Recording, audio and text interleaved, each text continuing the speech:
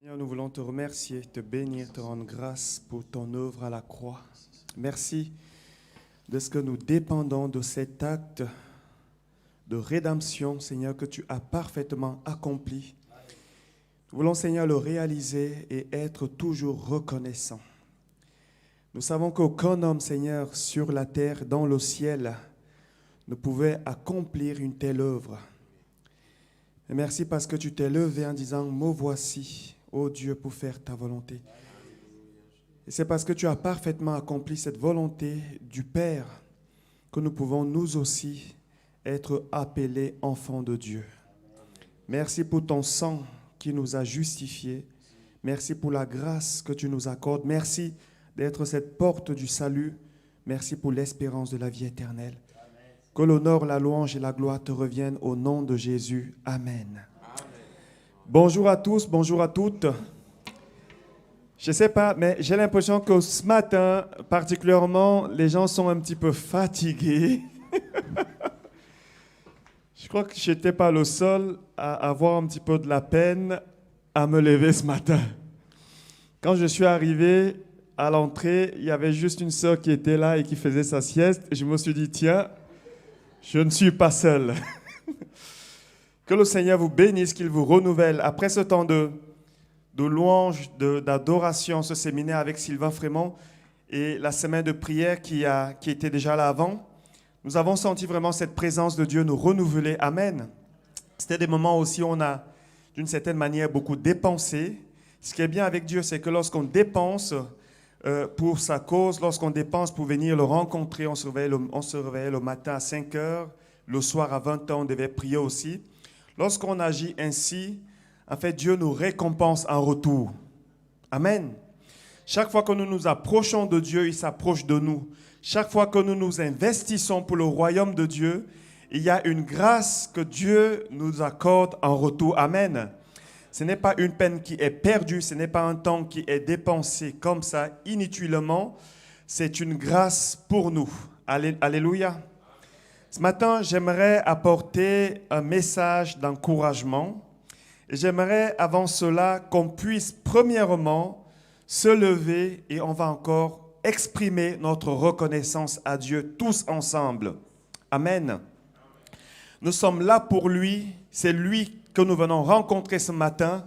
C'est lui qui nous rassemble ce matin. C'est lui qui est digne de louange et d'adoration. Alléluia. Ouvrons nos bouches et exprimons encore notre reconnaissance. Oui, éternel Père, c'est notre Dieu, l'Église, ensemble. Seigneur, nous voulons te louer. Nous voulons t'adorer. Nous voulons reconnaître que tu es Dieu. Après ce temps de louange, de séminaire, de louange et d'adoration, nous avons compris, Seigneur, que la seule chose que nous pouvons t'apporter, c'est notre adoration, c'est notre reconnaissance. Seigneur, nous voulons venir devant toi, comme les 24 vieillards, en jetant à terre ce qui fait notre dignité, et nous prosterner devant toi. Nous croyons que tu es le grand Dieu, celui qui tient l'univers dans sa main, celui qui nous a fait grâce, qui nous a sauvés, qui nous a rachetés au travers de son Fils Jésus. Nous savons que tu es très digne de louange. Tes bontés se renouvellent chaque matin. Tu as un amour éternel pour nous, car il est dit que même quand les montagnes s'éloigneraient, que les collines chancelleraient, ton amour ne s'éloignera pas de nous et ton alliance de paix ne chancellera pas. Seigneur, en étant conscients de toutes ces choses, de toutes ces grâces que nous recevons de toi, nous voulons simplement te dire merci, te bénir et t'adorer en retour. Amen. Est-ce que nous pouvons acclamer le Seigneur? Alléluia. Dieu est bon. Dieu est bon. Dieu est bon. Amen. Dieu est bon au-delà de tout ce que... Veuillez prendre place, s'il vous plaît. Je crois que Dieu est bon au-delà de toute imagination, au-delà de tout ce que nous pouvons penser, au-delà de tout ce que nous pouvons voir. Je ne sais pas quelle grâce, quelle bénédiction tu as eu dans ta vie. Je crois que Dieu est encore plus bon que tout ce que tu as vu. Amen. La Bible nous dit que ses bontés se renouvellent chaque matin. Et c'est le psalmiste qui dira, autant les cieux sont élevés au-dessus de la terre, autant sa bonté est grande pour ceux qui le craignent. Or, nous ne pouvons pas mesurer le ciel. Ça veut dire que nous ne pouvons pas mesurer la bonté de Dieu. Alléluia. Son amour dure à toujours, sa miséricorde, c'est compassion. Il est fait d'amour, il est l'essence même de l'amour, Dieu. La Bible dit Dieu est amour. Amen. Et je crois que dans son amour et dans sa bonté, il est continuellement en train de réfléchir comment il va rendre notre vie meilleure. Il est tellement bon qu'il étend sa bonté même sur ceux qui ne le connaissent pas. Alléluia. La Bible dit qu'il fait lever son soleil sur les bons comme sur les méchants. Ceux qui maudissent Dieu, ils bénéficient quand même du soleil de Dieu. Ils bénéficient d'une certaine manière de la grâce de Dieu. S'ils se réveillent, c'est parce que Dieu leur a accordé le souffle de vie. Amen. Espérant un jour qu'ils se tournent vers lui. J'irai même plus loin, il sait qu'il y a certaines personnes qui ne vont pas se tourner vers lui, mais il est béni quand même. Lorsque Jésus est venu sur la terre, tous ceux qui venaient vers lui étaient guéris. Il y en a même qui ne revenaient pas lui rendre grâce. Mais cependant, il gardait quand même la bénédiction parce que Dieu est comme ça. Lorsqu'il bénit, il bénit pour toujours. Amen. Mais cependant, dans la vie chrétienne, ce n'est pas toujours facile lorsque nous traversons des moments difficiles de réaliser la bonté de Dieu. Je crois que nous avons tous en commun quelque chose, enfin deux choses, la bénédiction et les difficultés. La vie chrétienne est faite de hauteur, mais aussi de vallées. Des temps de grâce, des temps de bénédiction, mais aussi des temps d'incertitude, des temps d'incompréhension, des temps de doute. Et il n'y a pas que Thomas qui doute dans la Bible. Je crois qu'on a tous, à un moment donné, douté. Seigneur, qu'est-ce qui se passe? Se poser des questions, réfléchir sur notre vie, se repentir. Et quand même, on a l'impression qu'il y a des choses qui sont là, qui ne bougent pas, qui sont statiques. On a tout essayé, les jeûnes, des prières et toutes sortes de choses, de pratiques qu'on nous a enseignées. Et pourtant, il y a quand même des moments difficiles que nous pouvons traverser, des épreuves insurmontables, humainement parlant. Et dans ces moments-là, nous devons nous rappeler que Dieu est bon. Non seulement Dieu est bon, mais il agit quand même. Alléluia. Vous savez, lorsque le peuple de Dieu est sorti d'Égypte et qu'ils ont traversé le désert pour aller dans la terre promise, Dieu était avec eux. Sauf qu'à certains moments, ils ont vu cette grâce, cette puissance de Dieu se manifester. Et à d'autres moments, ils avaient l'impression que Dieu n'était pas là. Au point où ils ont demandé à Moïse, l'Éternel, est-il au milieu de nous ou n'est-il pas? Pourquoi? Parce que quelquefois, Dieu, plutôt que de nous habituer à voir sa puissance, les miracles et tout, parfois, il veut juste qu'on marche par la foi. Il dira dans l'Ancienne Alliance, mon juste vivra par la foi. Ça concerne les temps messianiques. Dieu, son but pour nous, c'est que nous marchions par la foi. Ne pas douter. Mais ce n'est pas facile de ne pas croire ou de croire que Dieu agit quand même, peu importe les temps, peu importe les circonstances. Dans Jean 5, verset 17, Jésus répond ici à certaines personnes. Est-ce qu'on peut juste un petit peu baisser le retour? C'est possible. Il dira à certaines personnes ici, mon Père est à l'œuvre jusqu'à présent, et moi aussi je suis à l'œuvre. Il dit ici aux personnes qui, bien sûr des pharisiens pour simplement leur confirmer qu'il est fils de Dieu, mais aussi dans le but de les informer que Dieu est à l'œuvre. La Bible dit, Dieu ne sommeille ni ne dort. Ça veut dire que nous, quand nous dormons, Dieu ne sommeille pas. Il ne dort pas. Il est continuellement à l'œuvre. Ses anges sont continuellement à l'œuvre. Son esprit est là, continuellement à l'œuvre. Il est tout le temps en train d'agir. Cependant, la Bible nous enseigne également que Dieu agit par séquence. Il fait une chose à la fois Autrement dit, il prend son temps. Il fait toutes choses belles en son temps. Dans d'autres versions, il est dit, il fait toutes choses bonnes en son temps. Et vous le savez aussi bien que moi que le temps de Dieu n'est pas le temps des hommes. La montre de Dieu n'est pas la montre des hommes. Dieu vit dans un temps qui est un temps kairos, qui est un temps qui est un temps continu. Et nous, les hommes, nous vivons dans un temps chronos, qui est le temps qui est réglementé par la montre, le calendrier et tout ce que Dieu a placé sur la terre, la lune, le soleil, qui nous aide à calculer ce temps. Nous sommes dans le temps chronos et Dieu vit dans le temps kairos. Et Dieu agit selon son temps. Et lorsqu'il agit, lorsqu'il fait les choses, il les fait une chose à la fois. Nous le voyons déjà lorsqu'il va créer la terre. La Bible dit qu'il a créé la terre. La première chose que Dieu a créée, c'était quoi? La lumière. Merci Stéphanie. Et la deuxième chose que Dieu a créée, c'était quoi? Pardon? Le ciel. Est-ce qu'on est tous d'accord avec ça? Je crois qu'on va commencer à faire une étude biblique le dimanche. Ceux qui regardent sur Internet, ne tenez pas compte de ça. Ici, on connaît la parole de Dieu. Il va faire une chose à la fois, un jour après l'autre, une étape après l'autre.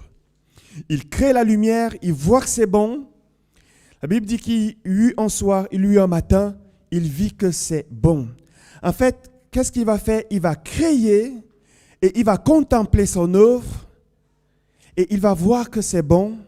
Et ensuite, le deuxième jour, il passe à l'étape suivante. La Bible nous enseigne clairement que Dieu fait les choses par séquence. Il en est de même dans chacune de nos vies. Dieu fait les choses par étapes. Il fait les choses, une chose à la fois. Pourquoi? Dans le but de bien faire les choses. Il veut que ça soit bon. Dieu ne veut pas se louper. Il ne veut pas se louper. Il veut faire les choses de manière pérenne, de manière durable, et il prend le temps de les faire. Et souvent, pour nous, ça prend du temps. Ça prend du temps. Je ne sais pas si vous avez remarqué, on est dans une génération où les choses vont de plus en plus vite. L'homme a créé des trains qui vont maintenant à plus de 300 km/h et ils sont encore en train de réfléchir pour faire de plus en plus vite. Je ne sais pas si vous imaginez une voiture comme ça qui passe devant vous 300 km/h. Ce qui n'existait pas il y a plusieurs décennies en arrière. On en est maintenant à la 5G en ce qui concerne l'Internet. Alors, il y a une sœur qui m'a dit hier, on est même à la 6G. Je ne sais pas si vous imaginez, pour les jeunes, c'est quelque chose qui va très, très, très vite. Et on veut encore aller vite. Il y a bien sûr les micro-ondes. On arrive maintenant à décongeler et à réchauffer des nourritures en quelques minutes seulement. Et tout cela, bien sûr, rend les gens de plus en plus impatients. On est pressé. Lorsqu'on ne voit pas que les choses vont vite, ça nous rend stressés. On est pressé. Pourquoi? Parce que tout ce qui se passe dans le monde, d'une certaine manière, et parfois et bien souvent de manière inconsciente, influence également l'Église. Pourquoi? Parce que nous sommes dans le monde. Nous voyons ces choses. Nous nous alimentons de ces choses. Je crois qu'ici, la moitié, si ce n'est le 3/4 des personnes ici présentes ont un micro-ondes. Non? Qui a un micro-ondes chez lui? C'est juste un sondage. OK. Alors peut-être que la moitié... Mais je crois qu'on baigne dedans, on est tous nourris par la nouvelle technologie, les micro-ondes, on a des voitures qui vont de plus en plus vite, ce qui n'était pas le cas avant avec les 2 chevaux. Je crois qu'à l'époque de Jésus, ce n'était pas aussi rapide que ça. Mais déjà, à cette époque, on a le Saint-Esprit parlait déjà du fruit de l'Esprit qui est la patience. Alors imaginez à cette époque, en 2023, où les choses vont tellement vite, tellement vite, tellement vite. Et on est là-dedans et ces choses nous influencent. Cependant, au milieu de tout ça, le caractère de Dieu, lui, ne change pas. Le caractère de Dieu ne change pas. En réalité, Dieu ne se soumet pas à la pensée du monde. C'est à nous, chrétiens, d'aller à contre-courant de la pensée du monde. Et ce n'est pas facile, parce que la pensée du monde, elle est là comme une pression. Elle fait pression sur nous, un peu comme l'attraction terrestre. Elle nous attire de plus en plus. Mais Dieu ne change pas. Il prend son temps quand il veut faire les choses et quand il veut bien les faire. Dans Jacques 1, 17, Jacques dira ceci. Jacques 1, 16 à 17. Ne vous y trompez pas, mes frères bien-aimés. Ne vous y trompez pas. Ne vous laissez pas tromper par ce qui se passe dans le monde. Toute grâce excellente et tout don parfait descendent d'en haut, du Père des Lumières, chez lequel il n'y a ni changement, ni ombre de variation. Il n'y a chez Dieu ni changement, ni ombre de variation. Il ne change pas. Il reste Dieu. Vous savez, pendant le déluge, alors qu'il y avait une panique totale sur la terre, la Bible dit que Dieu était assis sur son trône. Il n'était pas agité. Il n'était pas stressé. Quand quelque chose arrive, il n'est même pas surpris. Dieu n'est pas surpris. Il voit les choses sur une telle longueur d'avance. On ne sait pas combien d'années, combien de siècles, combien de millions. Vous savez, à partir du moment où l'homme a chuté, quand on lit les versets d'après, on voit que Dieu avait déjà vu le salut qui allait intervenir en Jésus. Quand on lit l'Apocalypse, on voit qu'il n'est pas surpris. Les choses que nous vivons, que le monde vit aujourd'hui, sont déjà écrites dans le livre d'Apocalypse. Ça veut dire qu'il a une longueur d'avance de plusieurs années, voire de plusieurs siècles, voire de plusieurs millénaires et même peut-être de millions d'années. Pourquoi? Parce que Dieu est Dieu. Alléluia. Il ne change pas, il veut faire les choses par étapes dans le but de bien faire. Il y a une deuxième chose pour laquelle Dieu prend le temps. Je crois que Dieu est capable de faire vite les choses. S'il a choisi de ne pas les faire, il y a bien une raison et peut-être plusieurs raisons. Première raison, bien sûr, il veut bien faire. La deuxième raison, je crois que Dieu veut nous faire bénéficier d'un enseignement. Il veut nous enseigner.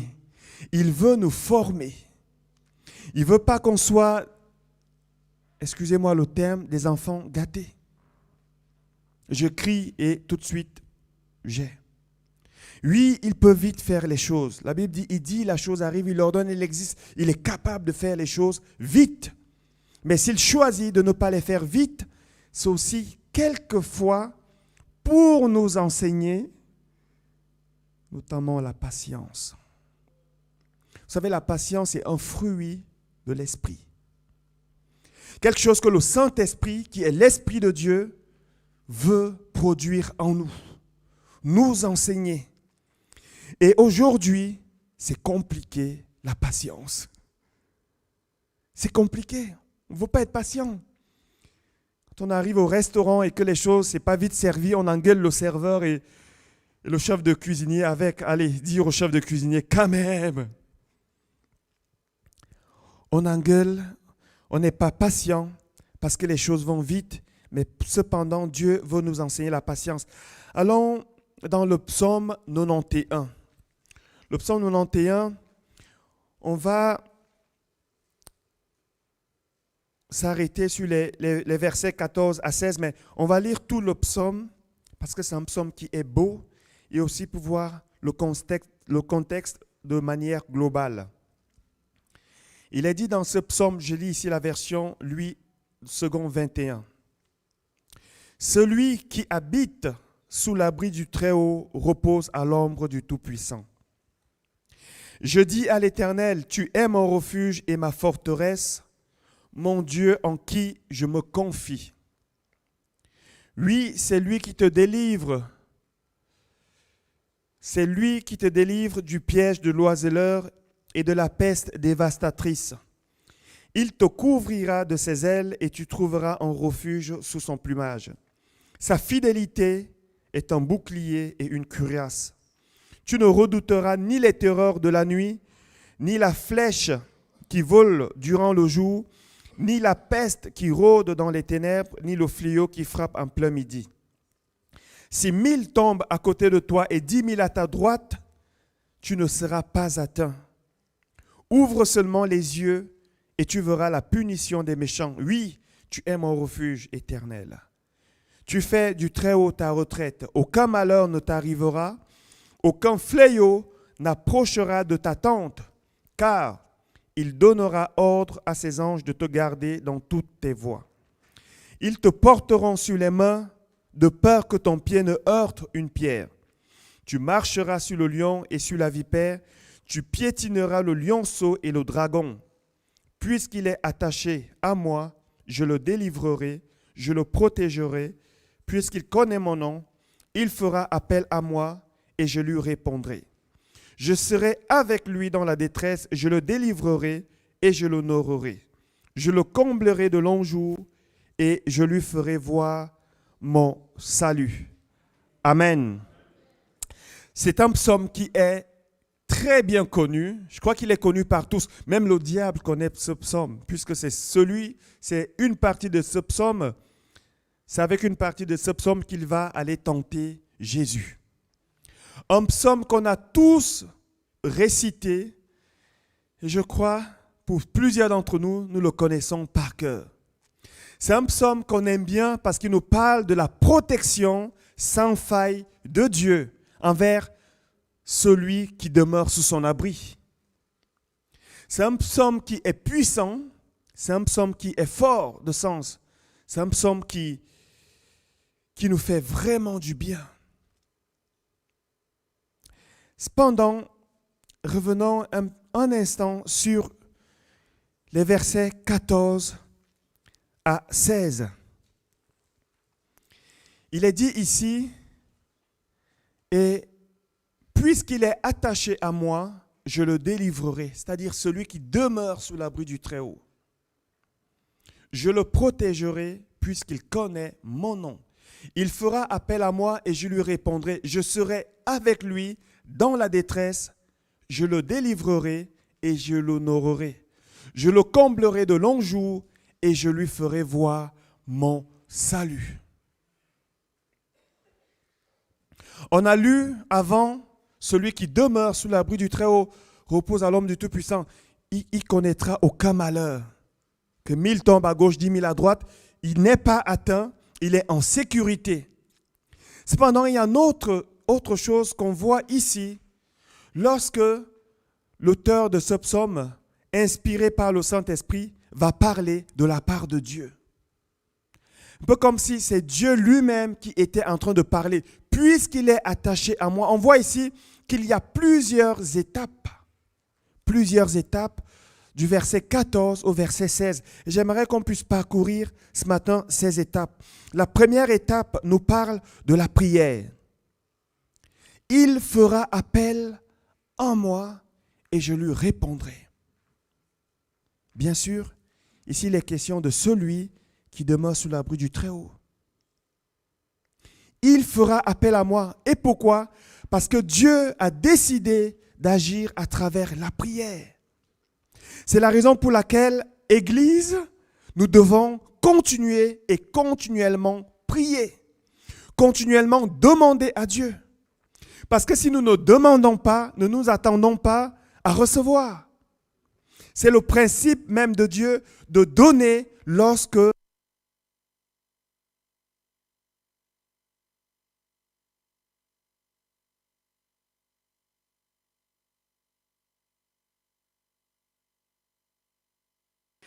c'est le principe de Dieu de donner lorsque on demande. Nous devons demander, même Jésus priait, il dira, demandez, on vous donnera. Cherchez, vous trouverez, frappez, on vous ouvrira. Dieu veut qu'on demande. Et lorsque nous demandons, contrairement à la pensée du monde, nous ne nous attendons pas à recevoir de manière immédiate. Demandez et l'on vous donnera. Notre part, la part qui nous revient, c'est de demander. Le quand et comment revient à Dieu. Mes amis, il y a des prières que vous avez exprimées devant le trône de la grâce, dont certains d'entre nous ici ne verront même pas l'exaucement. Pourquoi? Parce que Dieu, quand on demande, il reçoit et il agit en son temps. C'est la raison pour laquelle, en tant qu'Église ici, établie au Paquis, nous n'allons pas cesser de prier pour que la lumière de Dieu descende dans ce quartier. Parce que nous sommes convaincus que tôt ou tard, cela arrivera. Parce que la parole de Dieu est la vérité. Ce que vous demandez, croyez que vous l'avez reçu et vous le verrez s'accomplir. C'est peut-être pas nous et la génération future qui va le voir, mais cela arrivera. Cela arrivera. Nous devons demander, même si, quelquefois, ça n'arrive pas tout de suite, continuons de demander. J'aime bien l'exemple de Zacharie. Zacharie, le père de Jean-Baptiste. Lorsque l'ange vient pour lui dire, Zacharie, ta prière a été exaucée. Je crois que tout le monde connaît ici l'histoire de Zacharie. Il est déjà à un âge très avancé. Et très probablement, cette prière, il l'a faite quand il était encore jeune et qu'il pouvait encore, selon la pensée du monde, faire des enfants et que sa femme, Élisabeth, était aussi jeune. Il a dû demander un enfant à Dieu.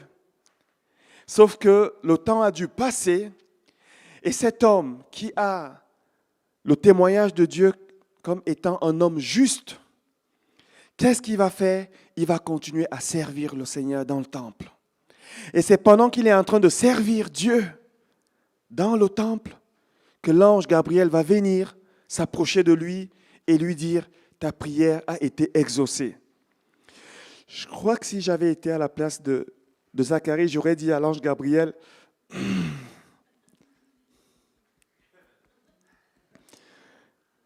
Seigneur, laisse tomber ». Là maintenant, j'ai peut-être besoin d'autre chose, mais un enfant à cet âge-ci. Et je crois que Zacharie n'est pas très en accord avec ça.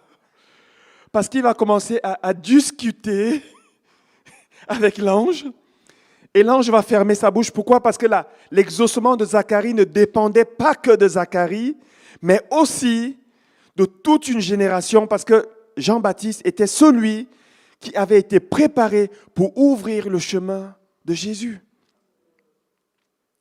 Et nos prières, quelquefois, ne dépendent pas que de nous. Nous devons demander la grâce et la bénédiction pour la génération qui vient, pour l'œuvre de Dieu, pour le royaume de Dieu. Et on se rend quand même compte que le temps a passé, mais il va être exaucé.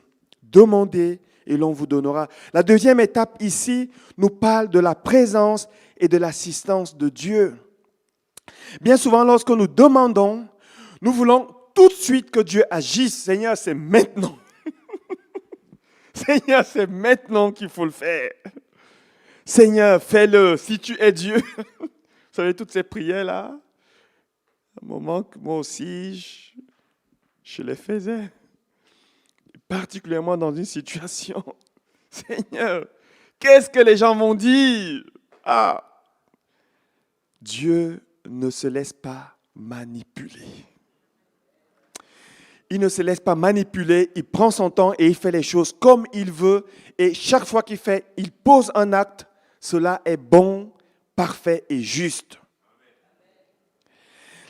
Deuxième chose, la présence et l'assistance de Dieu. Je serai avec lui dans la détresse.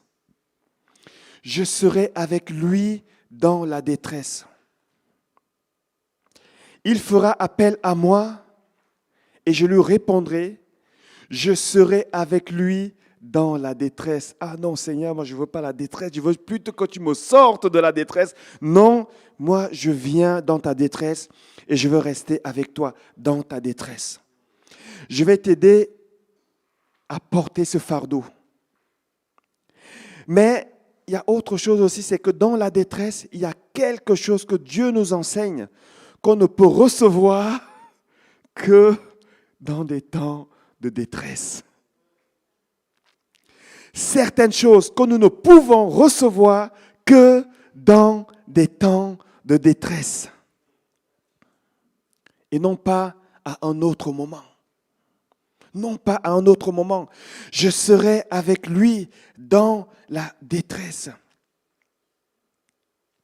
Vous savez, Job, qui a vécu une détresse, je pense comme rarement nous avons vécu dans ce monde. Je crois qu'on est tous unanimes que la détresse de Job, elle était là et nous, nos détresses, elles sont quelque part ici. Un homme qui a quand même perdu tous ses enfants en un jour, hein, et qui arrive encore à dire « l'Éternel a donné, l'Éternel a repris, que le nom de l'Éternel soit béni ». Il a perdu toutes ses richesses. Imaginez quelqu'un qui a des millions dans son compte en banque et tout de suite, c'est vidé. Tout est parti. En plus de ça, il a perdu en fait tout ce qu'il avait. Même sa santé a été attaquée. Il était en bonne santé. Il ne demandait rien à personne. Il faisait que du bien. Et là, tout d'un coup, il est attaqué dans sa santé. Même sa femme lui dit, maudit Dieu et meurt. Mais dans cette détresse-là, il y a quelque chose qui va se passer. C'est que Job va apprendre à connaître Dieu bien plus qu'il ne le connaissait avant. Il va avoir une connaissance de Dieu beaucoup plus profonde dans ce temps de détresse. C'est ce qui arrive souvent lorsque nous traversons des temps de détresse et que nous persévérons dans la foi. Et que nous ne nous détachons pas de Dieu. Nous sortons de là avec une connaissance de Dieu qui est beaucoup plus grande que ce que nous avions avant. C'est ce qu'il dira dans le livre qui porte son nom au chapitre 42, verset 5. Il dira, jusqu'à présent, j'avais seulement entendu parler de toi. La version que vous avez, c'est lui second. Mon oreille avait entendu parler de toi, mais maintenant, mon œil t'a vu. La version second 21 dit, jusqu'à présent, j'avais seulement entendu parler de toi. En d'autres mots, je pensais te connaître. Mais ce n'est que maintenant que je te connais un peu plus. Et cela, mes amis, grâce à la détresse. La détresse, lorsque nous sommes attachés à Dieu, lorsque nous demeurons sous l'abri du Très-Haut, elle peut être salutaire. Elle peut nous amener à nous approcher de Dieu. Nous sommes tous ici convaincus que c'est dans des moments où cela était difficile que nous avons crié au secours à Dieu. Même les non-convertis, même ceux qui ne connaissent pas Dieu, lorsqu'il y a une détresse qui arrive, oh mon Dieu. Même ceux qui ont blasphémé, oh Seigneur.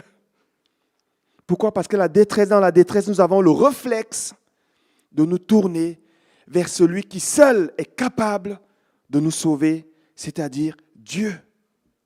Et dans ces temps de détresse-là, nous connaissons son cœur. Nous apprenons à le connaître. Nous apprenons à le voir dans une facette, un angle que nous ne connaissions pas avant. C'est aussi la raison pour laquelle quelquefois Dieu va faire durer un petit peu les temps de détresse. Amen. La troisième étape nous parle de la délivrance et de la gloire. Quelque chose que nous aimons tous. Amen. La délivrance. Après ces temps de détresse, après que le Seigneur nous ait appris des choses dans les temps de détresse, il est dit, je le délivrerai, prochaine étape, et je l'honorerai. D'autres versions, la version Louis II dit, je le glorifierai. C'est ce qui se passe, mes amis. Lorsque nous avons supporté patiemment, lorsque nous avons résisté à toute épreuve, lorsque nous avons refusé de renier Dieu, lorsque nous sommes restés connectés à lui, lorsque nous avons persévéré, il arrive un temps de délivrance pour chaque enfant de Dieu. Amen. Il y a un temps de délivrance pour chaque enfant de Dieu. Chaque enfant de Dieu qui a mis sa confiance en Dieu, il y a un temps de délivrance. J'aime bien en cela l'attitude de Joseph. Joseph, un homme qui a reçu les promesses de Dieu. Et lorsque Dieu lui montre un peu ce que j'appelle la photo finish, il ne lui montre pas le parcours. Heureusement que Dieu ne nous montre pas le parcours par lequel il nous fait passer pour arriver finalement à la gloire. Je pense que pour la plupart d'entre nous, nous allons répondre à Dieu, Seigneur, si c'est pour traverser tout ça, choisis un autre. Dieu l'appelle et Dieu lui montre cette gloire où même ses frères vont se prosterner devant lui et reconnaître que Dieu l'a choisi et Dieu l'a élevé. Alors il se réveille le matin, il vient vers ses frères. Judas, Lévi, Siméon, venez, j'ai quelque chose à vous raconter. Qu'est-ce qui se passe, Joseph? Alors humblement, je vais vous le dire, j'ai vu ma gerbe debout et vos gerbes se prosternaient devant ma gerbe. Lévi, mais qu'est-ce que tu veux dire par là? Je ne sais pas, c'est Dieu qui me l'a montré. Ok, bon. Et comme Dieu donne en abondance, il redonne encore à Joseph et cette fois-ci, il voit les étoiles, la lune et le soleil carrément. Son étoile brillait plus que la lune, le soleil et les autres étoiles. Cette fois-ci, il appelle papa Jacob. Il appelle la maman. Il appelle les frères. Il explique son songe. Aïe. Ok. Donc, ça veut dire que toi, ton étoile va briller plus que la nôtre. Je ne sais pas, c'est Dieu qui m'a dit. Et peut-être s'il était dans ces temps-ci, il aurait fini en disant gloire à Dieu. Vous savez, comme on le dit souvent lorsqu'on est animé, quelquefois d'une fausse humilité. Et là, qu'est-ce qui va se passer? Ses frères plutôt, vont vouloir tuer sa vision. Mais comme c'est Dieu qui a parlé, ça va quand même s'accomplir.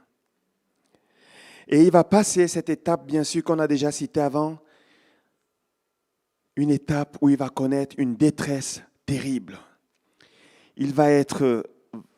On va le vendre comme un esclave, il va être amené en Égypte, il va connaître des injustices, il va vouloir s'exprimer, on lui dit « tais-toi, tu n'as rien à dire, tu es un esclave ». Il va chez Potiphar, la femme de Potiphar l'accuse à tort, il n'a pas le temps de se justifier, on le met en prison, et quand il est en prison, il rencontre les chansons, le panetier, il donne un songe, il interprète un songe aux deux, et il dit à les chansons, quand tu sors, parle de moi au roi. En réalité, je ne suis pas esclave, il se disait, ok, vu que j'ai interprété un songe, peut-être que ça va aller vite, et là, ça prend encore du temps, et pourtant Dieu est avec lui. Mais il arrive un jour qui est le jour de la délivrance, et le jour où Dieu va honorer sa foi. Je crois que ce jour-là, Joseph devait être comme ça dans la prison, vu qu'il était le chef des prisonniers. Il devait être en train de dire aux prisonniers, vous savez, il faut qu'on travaille bien aujourd'hui. C'est un homme qui honorait Dieu par son comportement et par son attitude. Il faisait toujours les choses, il entreprenait toujours, et il devait être là en train de dire, faisons bien les choses aujourd'hui. Et lorsque la cellule s'ouvre, la porte s'ouvre, c'est pas imaginer cette porte qui s'ouvre. Et là, peut-être tout le monde a peur, on se dit, mais qu'est-ce qui va se passer? Il y a 2 ans, on a tué les chansons, le panetier plutôt, et on a libéré les chansons. Qu'est-ce qui va arriver? Et il devait être comme ça, tout en train de regarder les gardes. Et là, il y a un garde qui dit à Joseph, viens, Pharaon t'appelle. C'est pas imaginer un petit peu. Quelqu'un qui est passé par tellement de détresse, plus de 10 ans de détresse, et là, du jour au lendemain, il y a un stop que Dieu met. Pourquoi? Parce qu'il a vu en cet homme un homme selon son cœur. Un homme, Joseph est un type de Jésus, hein? C'est un type de Jésus. Il a vu un homme qui a gardé confiance en lui. Un homme qui ne s'est pas laissé ébranler par les circonstances. Un homme qui est resté attaché à Dieu. Un homme qui a gardé confiance en Dieu. Et maintenant, c'est le jour de la délivrance. Et non seulement c'est le jour de la délivrance, mais c'est le jour où il y a un poste, une fonction en Égypte qui n'existait pas, qui va être créée spécialement pour Joseph. Il va devenir gouverneur d'Égypte. Le même jour, on le sort. Je le délivrerai et je l'honorerai. Je le glorifierai.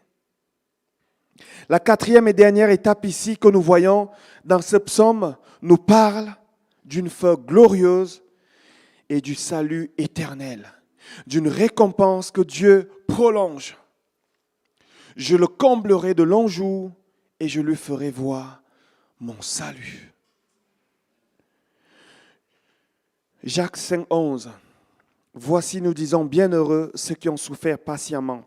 Vous avez entendu parler de la patience de Job et vous avez vu la fin que le Seigneur lui accorda. Car le Seigneur est plein de miséricorde et de compassion. Vous avez entendu parler de la patience de Job. Ici, il nous est parlé de la patience. Dans toutes ces étapes, nous avons besoin de la patience. Pourquoi? Parce que Dieu fait toutes choses bonnes en son temps. Et vous avez vu la fin que le Seigneur lui accorda. Cette patience aujourd'hui, mes amis, elle manque.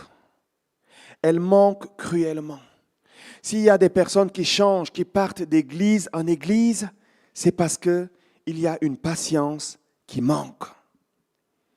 Si les gens sont à la recherche des prophètes, des bonnes paroles, les gens courent derrière des prophètes comme autrefois on courait derrière les voyants. On veut une parole qui flatte notre chair. Qui flatte notre chair. Vous savez, il y a une sœur qui m'a dit un jour, j'étais là, je me suis dit, mais ça n'a pas de sens ce qu'elle me dit. Elle me disait, j'aime bien ce prophète parce qu'il me prophétise toujours des bonnes choses. Et je lui ai dit, mais est-ce que tu as déjà vu ce qu'il te prophétise s'accomplir? Elle me dit, non, mais j'aime bien quand même. J'aime quand même. J'aime qu'il me prophétise de bonnes choses. Maud, tel que tu es, dans 1 an, il va arriver ceci. Allez, on prophétise, on charge. Et notre chair, boum, boum, boum, elle est gonflée à bloc. Et là, on vole au-dessus des gens. On est comme Joseph, on a reçu une parole de Dieu. Et lorsque ça ne s'accomplit pas, paf, on retombe dans la vallée. Et on court derrière une autre prophétie qui va essayer de nous remonter le moral. Je ne dis pas que les prophètes n'existent pas, ça existe parce que Dieu est le Dieu des prophètes. Mais quelquefois, Dieu ne dit rien, ça veut dire supporte patiemment. Mes amis, lorsque Dieu ne parle pas, ça veut dire supporte patiemment. Est-ce que je peux dire ça une 3e fois? Lorsque Dieu ne parle pas, ça veut dire supporte patiemment. Parce que lorsque Dieu veut parler, il parle. Lorsque Dieu veut se faire entendre, il se fait entendre. Il passe par là où il veut, il parle d'une manière ou d'une autre, mais il parle. Alléluia. C'est à nous de supporter patiemment. Et lorsque nous supportons, nous arrivons à cette étape, je le délivrerai, je le glorifierai. Il nous est dit, parlant de la vie de Job, un homme qui a supporté patiemment dans Job 42, versets 12 à 17, pendant ces dernières années, Job reçut de l'Éternel plus de bénédictions qu'il n'en avait reçues dans les premières. Il posséda 14 000 brebis, 600 000 chameaux, 1000 paires de bœufs et 1000 ânesses. Il eut 7 fils et 3 filles. Il donna à la première le nom de Jémima, à la seconde celui de Kétia et à la troisième celui de Kéren Apuk. Il n'y avait dans tout le pays d'aussi belles femmes que les filles de Job. Leur père leur accorda une part d'héritage parmi leurs frères. Job vécut après cela 140 ans, et il vit ses fils et les fils de ses fils jusqu'à la 4e génération, et Job mourut âgé et rassasié de jours. Je le délivrerai et je lui ferai voir mon salut. Amen. Et je crois que ce salut a tout son sens pour nous chrétiens aujourd'hui. Je vais appeler les musiciens à me rejoindre. Et j'aimerais qu'on puisse méditer sur ces choses un instant. Je ne sais pas où est-ce que tu en es avec les épreuves de la vie. C'est peut-être pas toi, c'est peut-être tes enfants, un conjoint, une sœur, un frère, ou peut-être juste une connaissance. Je ne sais pas ce que tu attends de Dieu. Je ne sais pas quelle est l'étape dans laquelle tu te trouves dans ce chemin qui commence simplement par « Il m'invoquera et je lui répondrai ». Je ne sais pas dans quelle étape tu te trouves. Mais une chose est sûre et j'aimerais nous rassurer ce matin, dans chaque étape, Dieu est avec nous. Dans chaque étape, il est avec nous. Il est avec nous dans chaque étape. À partir du moment où nous avons choisi d'accepter Jésus comme notre Seigneur et notre Sauveur, à partir du moment où nous avons mis notre confiance en lui, Dieu est avec nous. Cependant, c'est à nous simplement de rester connectés avec lui. C'est à nous de continuer d'avoir cette attitude qu'avait eue Zacharie, simplement de continuer à servir le Seigneur. Cela honore Dieu. Cela montre notre confiance envers lui. Amen. Nous allons prendre un cantique. Je ne sais pas si vous avez un cantique qui va bien avec ce qu'on a apporté. Nous allons prendre un cantique pour laisser la parole de Dieu venir encore pénétrer nos cœurs. J'aimerais ce matin prier pour que nos cœurs s'ouvrent à la parole de Dieu. Que le Seigneur nous donne de recevoir cette parole qui va produire en nous un fruit. Alléluia.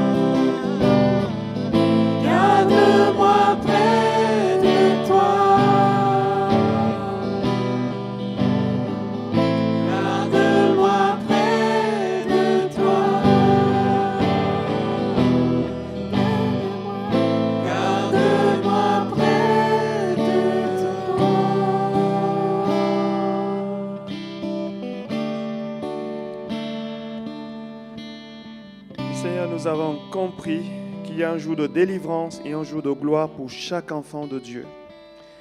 Merci parce que tu ne fais pas de favoritisme, de la même manière que tu as honoré la foi de David, la foi de Joseph, la foi d'Abraham, la foi de Pierre qui avait tout laissé, la foi de Jean. De la même manière, Seigneur, nous croyons que tu vas honorer la foi de ceux qui s'attendent à toi. Mais dans l'intervalle, Seigneur, garde-nous près de toi, garde nos cœurs attachés à toi. Garde-nous, Seigneur, de ne pas nous détourner de tes sentiers, de tes voies.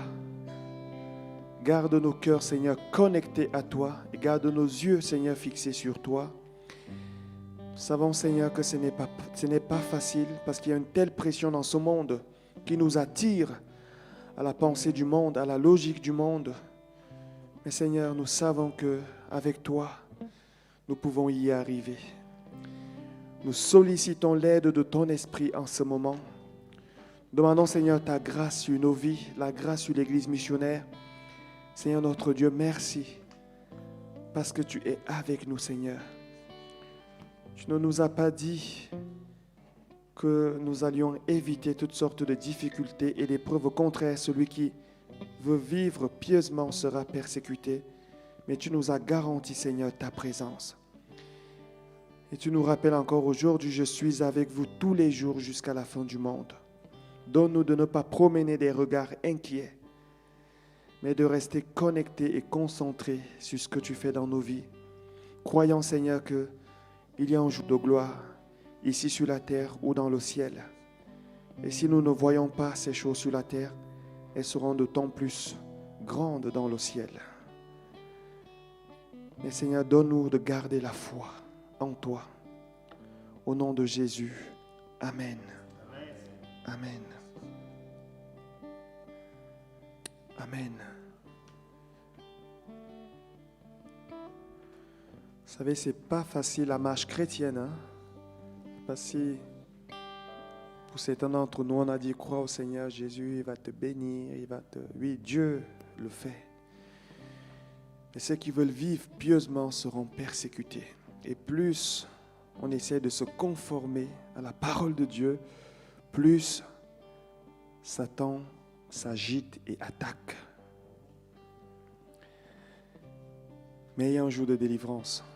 Et si ce n'est pas sur la terre, ça sera d'autant plus grand la récompense au ciel. Amen. Restons attachés à Dieu. Ne nous laissons pas perturber, distraits, troublés par les circonstances. Jésus a dit que votre cœur ne se trouble pas. Amen. Que votre cœur soit en paix ce matin. Dieu est au contrôle. Dieu est au contrôle. La seule chose que nous devons faire, nous, c'est rester connectés à lui. Ce qui me concerne, je sais les promesses de Dieu dans ma vie. Alors Dieu, certes, ne m'a pas montré le chemin, qui est un chemin parfois avec des hauts, des bas, où on crie, où on pleure et on se console soi-même. Mais Dieu a parlé et cela s'accomplira certainement. À lui soit la gloire. Amen. Amen. Gloire à Dieu. Nous allons passer maintenant aux annonces. Mercredi, nous avons notre réunion de prière ici à 20h. Comme tous les mercredis, nous vous invitons à venir intercéder, prier.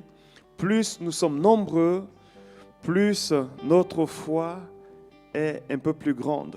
Nous savons que nous avons besoin d'une grande foi si nous voulons recevoir les choses de Dieu. Alors, une foi comme un grain de sénévé, mais pour nous, elle est déjà grande. Si nous pouvons tous ensemble atteindre un grain de sénévé, nous pourrions dire à cette montagne, déplace-toi, va te jeter dans la mer et elle va s'exécuter. C'est la raison pour laquelle nous devons mettre notre foi ensemble, prier ensemble. Comme ça, nous avons une foi un peu plus solide. Mercredi, ici à 20h. Nous continuons. Partage biblique tous les mercredis, tous les samedis, pardon. Merci. Merci. Il n'y a pas que Jean-Michel maintenant, il y a tout le monde. Il est devant et tout le monde suit. Merci. Merci de me corriger. C'est pour ça qu'on est ensemble. Tous les samedis à 15 heures ici, études bibliques. C'est vrai que dans ces partages, dans ces moments, nous pouvons poser des questions. Hier, par exemple, nous sommes venus pour l'épître aux Éphésiens et il y a eu des sujets qui concernent notamment l'actualité, Israël, Palestine. Et on a mis de côté, on a été convaincus que le Seigneur voulait qu'on débatte sur ça, qu'on partage sur ça. Bien sûr, chacun donnait son opinion. Et on a pu à la fin quand même arriver à se comprendre, à se dire les choses et finalement prier pour que Dieu nous oriente dans sa direction et qu'il nous donne son inspiration. Ces moments-là sont des moments bénis, des moments où nous avons un peu plus de liberté parce que le dimanche, on court après le temps. Samedi, on a le temps d'échanger, de partager. Donc venez, nous vous encourageons à venir dans ces partages tous les samedis 15h. L'école du dimanche, nous recherchons toujours des moniteurs et monitrices pour l'école du dimanche. On croit que si nous avons suffisamment de moniteurs, le Seigneur va également envoyer des enfants. Nous savons, nous l'avons entendu, il fait une chose après l'autre. Il fait une étape après l'autre. On a déjà 5 ou 6 monitrices qui veulent suivre la formation avec Jenny Zangzen. La formation qui aura lieu le samedi 9. C'est 11 ou 9? 11. C'est marqué 11, mais est-ce que c'est 11 ou 9? Est-ce que quelqu'un peut vérifier? C'est le 9. Merci. Ça sert à quelque chose d'avoir le Saint-Esprit. Le samedi 9 décembre et non le 11, ça va être corrigé. Il y a une formation avec des moniteurs, monitrices de l'école du dimanche qui sera dispensée par Jenny Zangzen, une femme qui est une bonne formatrice, qui a déjà donné ce genre de formation. Et beaucoup de personnes ont été bénies. Donc ça sera le samedi 11, ça commence à 9h30 et ça va durer toute la journée. Bien sûr, il y aura des temps de pause. Et ensuite, nous aurons le séminaire, et ça sera le dernier séminaire, le dernier grand événement, à part si le Seigneur en rajoute, puisque nous sommes soumis à la direction du Saint-Esprit qui nous conduit, et sa parole également. Dernier événement, ça sera avec le pasteur Walter Zangzen du 8 au 10 décembre, donc de cette année, et le thème sera le Saint-Esprit.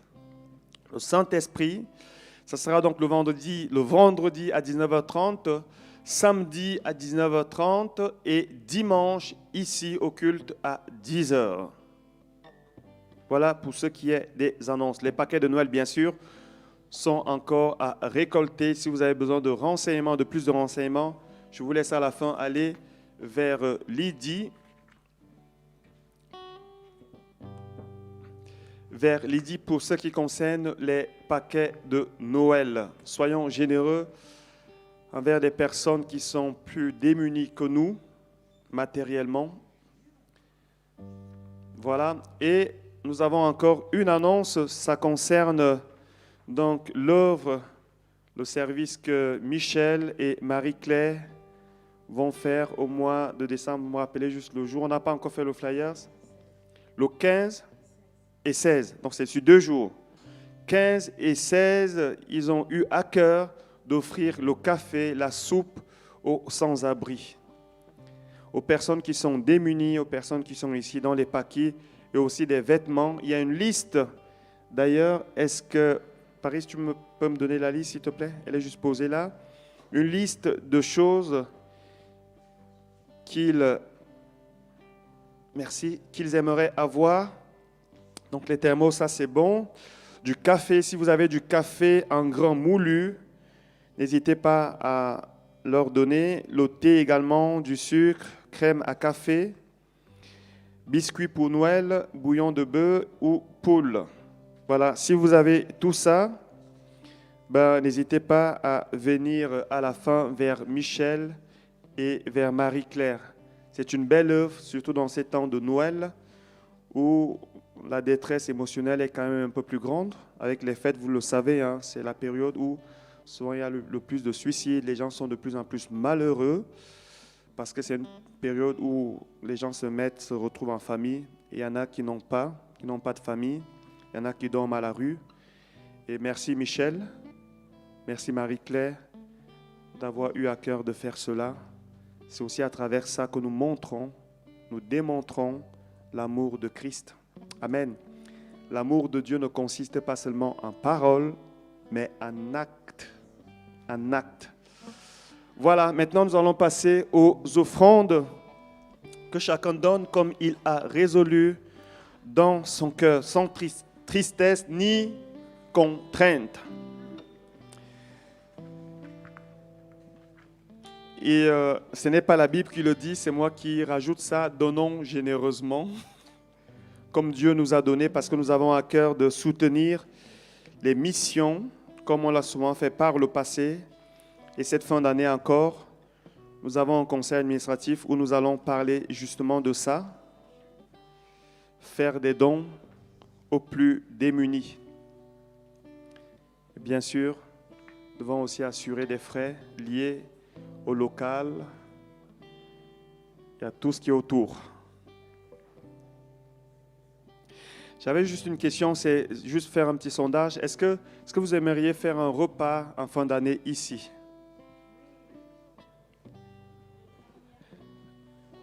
En fin d'année, selon la date qui convient, est-ce que ceux qui sont OK avec ça, levez juste les mains? D'accord, il y a quand même un bon nombre.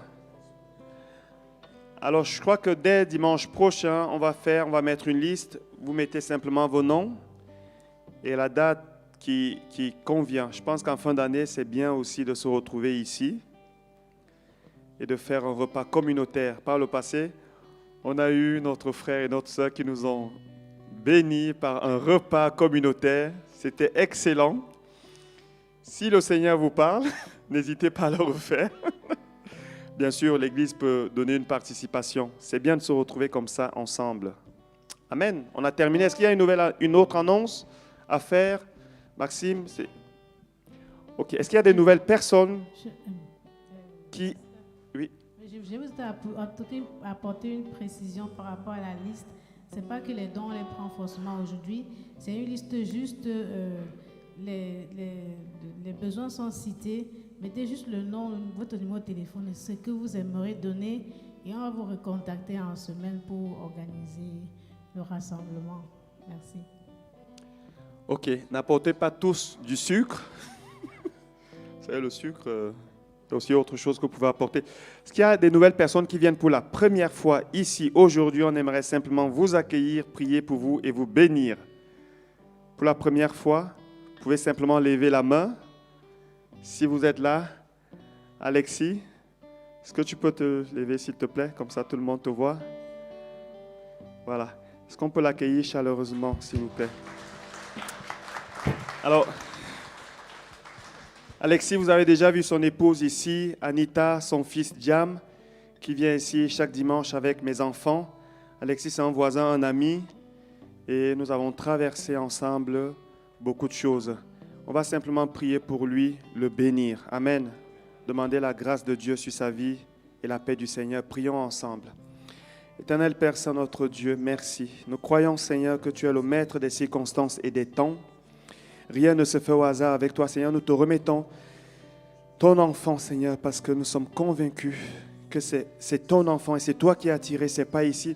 Nous voulons simplement te le présenter, demander ta grâce sur sa vie. Nous ne savons pas par où ce qu'il traverse, ce qu'il vit, mais nous demandons, Seigneur, ta protection. Nous demandons ta paix.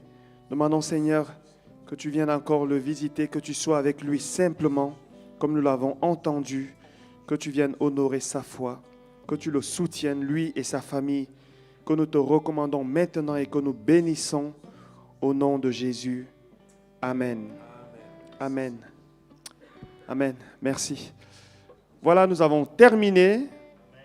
On va juste bénir, prière finale, et ensuite prendre un dernier cantique. Est-ce qu'on peut se lever, s'il vous plaît?